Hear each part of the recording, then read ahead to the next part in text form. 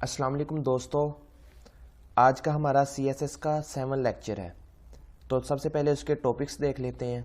हमने आज सिर्फ दो टॉपिक कवर करने हैं, एक है डिस्प्ले और दूसरा है CSS पोजीशन। ठीक है, सबसे पहले हम CSS डिस्प्ले की डेफिनेशंस देख लेते हैं कि ये होता क्या है। The display property is the most important CSS property for controlling layout. The display property specifies if how an element is displayed. The default display value for most element is block or inline. ठीक है, ये आपने main चीज़ पे focus करना है कि एक block होता है हमारे डिस्प्ले में और एक इनलाइन होता है। ठीक है, ये हम देख लेते हैं कि ब्लॉक क्या होता है और इनलाइन क्या होता है। हमारे पास ब्लॉक एलिमेंट की डेफिनेशन सबसे पहले पढ़ लेते हैं। A block level element always starts on a new line and takes up the full width available, stretches out to the left and right as far as it can. इसके कहने का ये मतलब है कि लेफ्ट साइड से भी हमारी स्पेस होती है और राइट साइड से भी होती है ब्लॉक एलिमेंट की। ठीक है, और ब्लॉक एलिमेंट की एग्जांपल्स ये है div, a paragraph, headings, form, header, footer, section, ये ब्लॉक एलिमेंट में आते हैं। हम इसे इम्प्लीमेंट करके देख लेते हैं कि कैसे ये वर्क करते हैं। सबसे पहले मैं आपको एक हेडिंग लिख के दिखाता हूँ। H1 में मैं लिखता हूँ CSS। अब देखिएगा, मैं बिना लाइन यूज़ किए, बिना BR टैग यूज़ किए एक न्यू हेडिंग देता हूँ H2 की, H1 की ही दे लेता हूँ। ठीक है, उसका नाम लिख देता हूँ लेक्चर 7। ठीक है, अब देखिएगा मैंने BR टैग यूज़ नहीं किया। इसका ये मतलब है कि CSS और लेक्चर 7 एक ही लाइन में आने चाहिए। ठीक है, इसका ये मतलब है। हम देख लेते हैं कि ये एक ही लाइन में आते हैं या नहीं।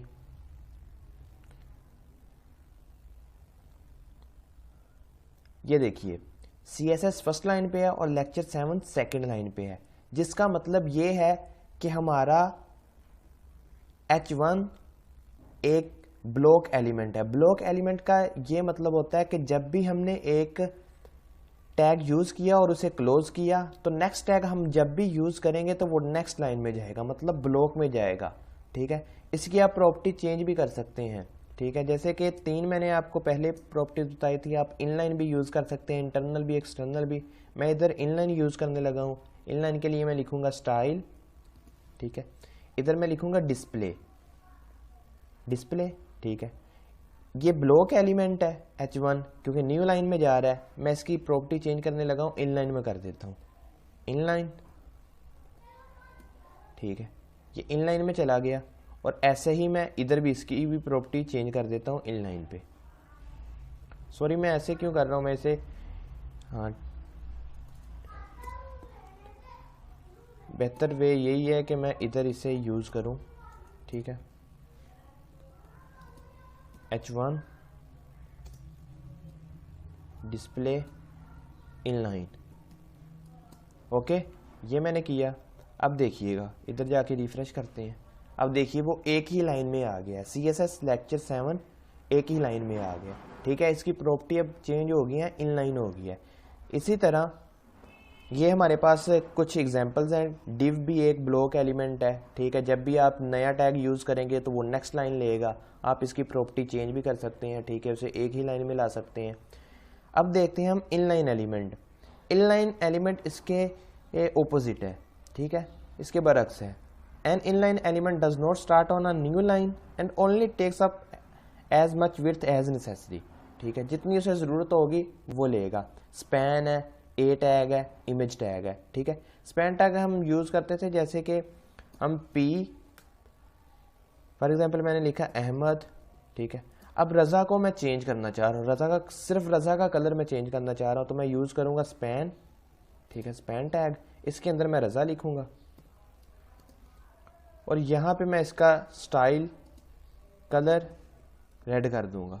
ठीक है, ये इस वजह से यूज़ होता था। ठीक है, हम इसे इसके लिए यूज़ करते हैं। ये देखिए अहमद रज़ा। ठीक है, आप इसी तरह स्पैन की भी प्रॉपर्टी चेंज कर सकते हैं कि नेक्स्ट लाइन पे आए तो आप सिंपल इधर क्या करेंगे, लिखेंगे स्पैन और डिस्प्ले उसका कर देंगे block.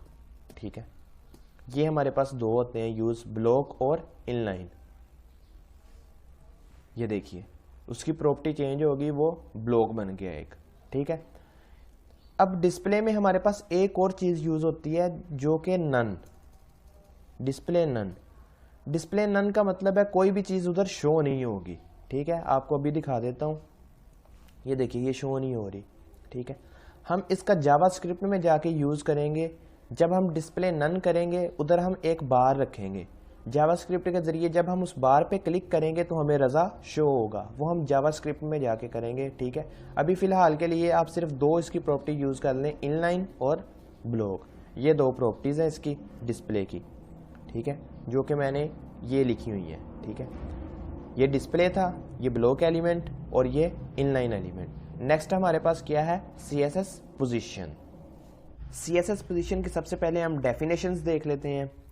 The position property specifies the type of positioning method used for an element. ठीक है, मतलब ये उसकी पोजीशन सेट करेगा कि कहाँ पे एलिमेंट फिक्स आए। ठीक है, इसकी 5 डिफरेंट पोजीशन वैल्यूज़ हैं, स्टैटिक है, रिलेटिव है, फिक्स्ड है, एब्सोल्यूट है, स्टिकी है। चलिए हम इन सबको एक दफ़ा इम्प्लीमेंट करके देखते हैं। सबसे पहले मैं इधर एक डिव एलिमेंट क्रिएट कर लेता हूँ, डिव। ठीक है, इसके अंदर मैं वर्ड लिख देता हूँ दिस इज स्टैटिक एलिमेंट और वैल्यू। ठीक है, कुछ भी लिख देता हूँ।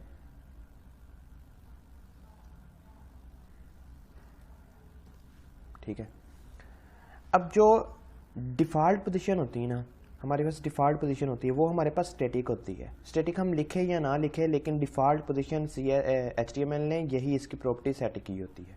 लेकिन फिर भी हम करके इसे देख लेते हैं। स्टाइल के अंदर मैं लिखूँगा डिव,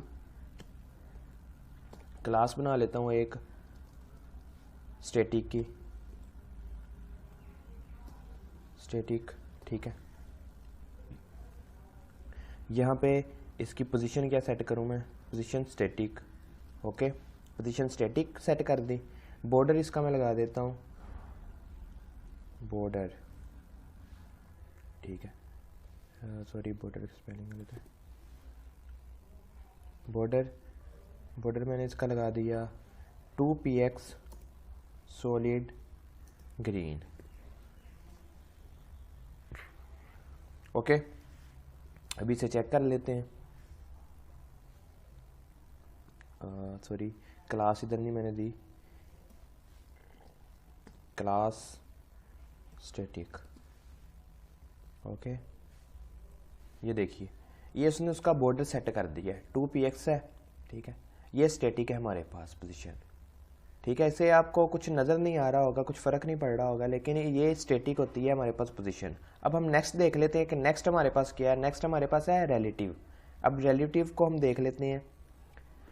जब भी आप इसको सेट करना चाह रहे हैं ना, कि आप रिलेटिव करना चाह रहे हैं, स्टैटिक करना चाह रहे हैं, कुछ भी करना चाह रहे हैं, उसके लिए आप यूज़ करेंगे लेफ़्ट, राइट, बॉटम और टॉप। ठीक है, ये आप तभी यूज़ कर पाएंगे जब आप इनकी वैल्यू पहले दे देंगे कि आपने रिलेटिव वैल्यू देनी है या दूसरी वैल्यू देनी है। मैं इधर रिलेटिव दिया। ठीक है, इधर मैं लेफ़्ट यूज़ करूँगा, लेफ़्ट। ठीक है, लेफ़्ट में दे देता हूँ 30px। ओके, सेव किया। अब इधर जाके करूँगा रिफ्रेश, ये देखिए लेफ़्ट की 30px आ गई। अब आप सोच रहे होंगे कि अगर मैं सिंपल लेफ़्ट दूंगा तो क्या ये पोजीशन सेट नहीं होगी। सिंपल जैसे मैंने लेफ़्ट दिया, इसको मैं कर रहा हूँ अरेज पोजीशन को। ठीक है, सेव किया। अब जाके रिफ्रेश करूँगा तो ये देखिए लेफ़्ट ने सिंपल वर्क नहीं किया, वो अकेला कभी भी काम नहीं करेगा जब तक हम इनमें से कोई भी उनकी वैल्यूज़ सेट नहीं करेंगे। अब आप सोच रहे होंगे कि रिलेटिव और स्टैटिक दोनों में फिर फ़र्क क्या हुआ या एब्सोल्यूट में फ़र्क क्या हुआ।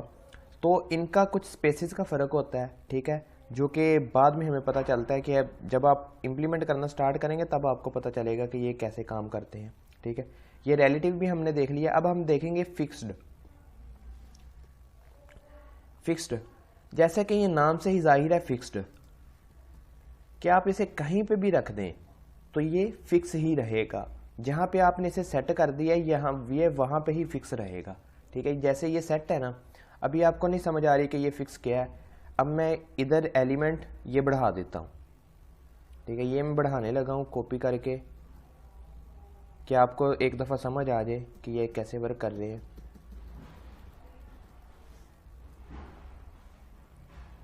अब देखिएगा ये हमारे पास स्क्रॉल बार ऐड हो चुकी है, ठीक है।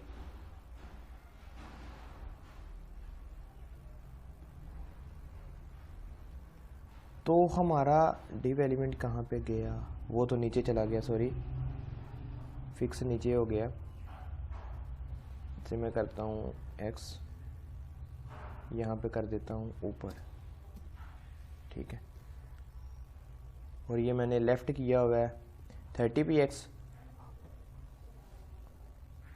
ठीक है। अब मैं इसे रिफ्रेश करूँगा, ये देखिए ये हमारा यहाँ पे आ चुका है लेफ़्ट पे। अब मैं जैसे ही इसे स्क्रॉल बार नीचे करता हूँ, वो देखिए वो फिक्स ही है, वो अपनी जगह से नहीं हिल रहा, ठीक है, क्योंकि हमने उसको फिक्स कर दी है। आप कहीं पे भी उसे फिक्स कर सकते हैं। मैं इसे कर देता हूँ लेफ़्ट से 300px। अब देखिएगा कहीं पे भी कर दिया, लेकिन वो फिक्स है एलिमेंट। आप बाकी हर चीज़ को यूज़ कर रहे हैं, स्क्रॉल कर रहे हैं, लेकिन वो ऐसे ही फिक्स है। आप यहाँ पे अपने लोगो लगा सकते हैं, कुछ भी आप चीज़ यूज़ कर सकते हैं, लेकिन वो वहाँ पे ही फिक्स ही रहेगा। इसी तरह स्टिकी भी यही काम करता है। अब स्टिकी भी यूज़ करेंगे, वो भी फिक्स की तरह होगा, इनमें सिर्फ माइनर सा फ़र्क होता है। अब एक हमारे पास चीज़ यूज़ होती है, जैसा कि अभी आपको मैं करके दिखाता हूँ। जो चीज़ हमारे पास यूज़ होती है, मैं इसे अरेज कर रहा हूँ, ठीक है। इन चीज़ों को मैं कर रहा हूँ अरेज।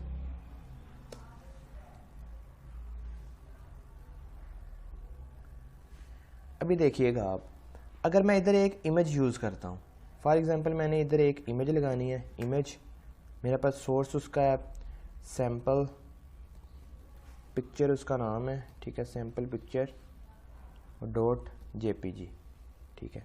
ये उसका सोर्स है। मैं इसकी विड्थ कर लेता हूँ 40px और हाइट भी कर लेता हूँ 40px, ओके। अभी आप देखिएगा ये इमेज मेरी यहाँ पे आ गई है। मैं जैसे ही इसे करता हूँ, इमेज को स्टाइल, यहाँ पे इमेज, ठीक है। अब मैं इधर पोजीशन पहले सेट करूँगा, ठीक है। पोजीशन मैंने रिलेटिव की। अब मैं लेफ़्ट भी 0px कर देता हूँ, ठीक है। लेफ़्ट से भी कोई मार्जिन नहीं दिया, और मैं टॉप से भी इसका 0px कर दूँगा, ठीक है, 0px। अब देखिएगा, सॉरी, लेफ़्ट भी मैंने 2px कर दिया। ये भी एक चीज़ मैं मिस कर रहा हूँ, सॉरी, यहाँ पे मैं मिस कर रहा था, इधर रिलेटिव नहीं एब्सोल्यूट आएगा, ठीक है। ये चीज़ मिस हो रही थी। अभी मैं इधर जाके रिफ़्रेश करके देखता हूँ, ये देखिए ये इमेज यहाँ पे आ गई है। अब आप सोच रहे होंगे इमेज टेक्स्ट के ऊपर आ गई है, तो मैं चाह रहा था कि इमेज नीचे आए और टेक्स्ट मेरा ऊपर आए। तो इसके लिए सिंपल मैं क्या करूँगा, इधर हमारे पास एक चीज़ यूज़ होती है जी इंडेक्स, ठीक है। ये हमारे पास यूज़ होता है जी इंडेक्स वैल्यू। ये मैं -1 कर दूंगा, ठीक है, -1 सेव किया। इधर मैं करूँगा रिफ्रेश।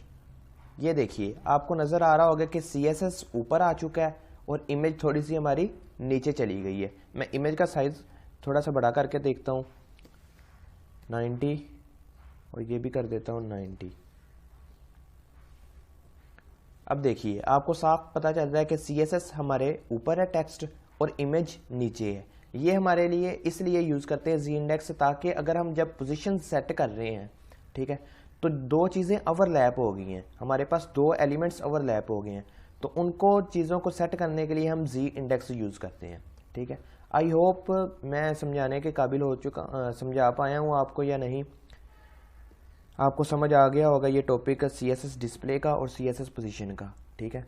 मेरी थोड़ी सी तबीयत भी ख़राब है, तो इस वजह से मैं थोड़ा सा अच्छा नहीं पढ़ा सका, लेकिन उम्मीद है कि आप लोगों को अच्छी तरह समझ आ सका होगा। अगर नहीं भी समझ आया तो नीचे कमेंट करके मुझे बता दें, या हमारा ग्रुप आपने नहीं ज्वाइन किया तो वहाँ पे ज्वाइन करके मुझसे बात कर सकते हैं। आपको इंशाल्लाह बाकी चीज़ें भी क्लियर हो जाएंगी। मिलते हैं नेक्स्ट लेक्चर में, तब तक के लिए अपना ख्याल रखिएगा। अल्लाह हाफिज़।